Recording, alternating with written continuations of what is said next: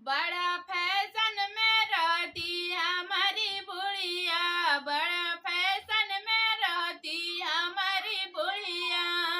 सब बहू बेटी काजर लगावे, काजर लगावे, ओ काजर लगावे, हई लिपस्टिक लगावे हमारी बुढ़िया। बड़ा फैशन में रहती हमारी बुढ़िया। सब बहू बेटी सूट साड़ी पहने, सब बहू बेटी सूट साड़ी पहने, हई जींस टॉप पहने हमारी बुढ़िया। बड़ा फैशन में रहती हमारी बुढ़िया।